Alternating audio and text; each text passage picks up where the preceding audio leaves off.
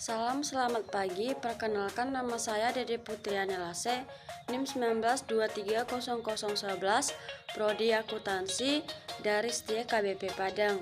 Di sini saya akan mempresentasikan judul artikel saya tentang Managerial Compensation as a Double Sword Optimal Incentives under Misboring. Teori.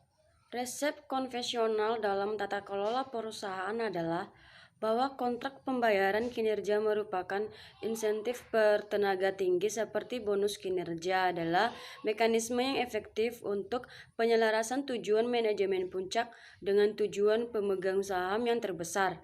Namun, beberapa skandal akuntansi selama 2 dekade terakhir telah menyoroti kemampuan manajer untuk memanipulasi informasi yang diduga untuk mengevaluasi dan menghargai kinerja mereka, sehingga mengungkapkan efek samping yang tidak diinginkan yang dapat dihasilkan oleh struktur insentif bertenaga tinggi. Oleh karena itu, tidak jelas secara a priori bagaimana skema insentif yang optimal harus menyeimbangi dua efek yang berlawanan ini untuk mendorong manajemen puncak untuk mengadopsi kebijakan investasi yang efisien dan sistem akuntansi yang jujur. Salah satu kontribusi utama dari artikel ini berkaitan dengan cara pelaporan yang salah dimodelkan, seperti yang akan dibahas, di mana sebagian besar literatur sebelumnya mengasumsikan bahwa manajer memilih apakah akan memanipulasi keuntungan atau tidak, atau berapa banyak untuk memanipulasinya pada tingkat tertentu.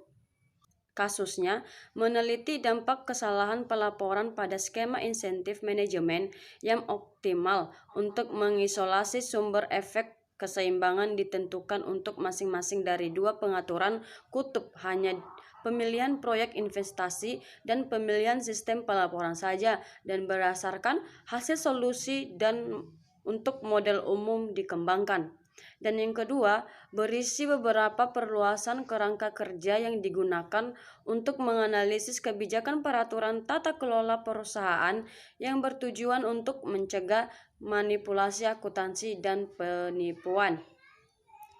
Sampel penelitian, manajer mengungkapkan kepada investor melalui pelaporan keuangan perusahaan suatu tingkat pelaporan keuntungan pada sistem pelaporan sebuah manajer yang telah memilih sebelumnya.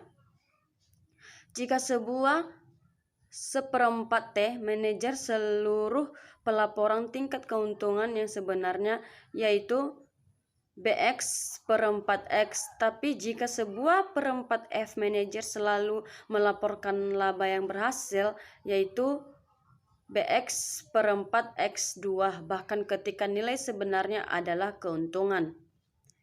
Teknik analisis data.